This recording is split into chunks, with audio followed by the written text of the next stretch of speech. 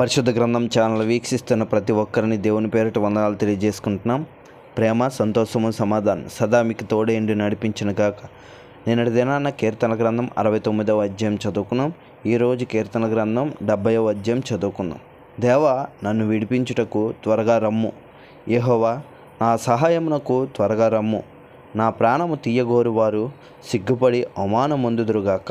నాకు కీడు చెయ్యగోరువారు వెనుకకు మళ్లింపబడి సిగ్గునందుదురుగాక.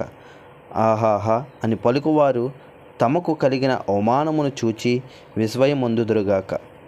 నిన్ను వెతుకువారందరూ నిన్ను గూర్చి ఉత్సహించి సంతోషించుదురుగాక. నీ రక్షణను ప్రేమించు వారందరూ దేవుడు మహిమపరచుడు బడునుగాక అని నిత్యము చెప్పుకొందురుగాక. నేను శ్రమల పాలై దీనుడనైతిని. దేవా, నన్ను రక్షించుటకు త్వరపడి రమ్ము.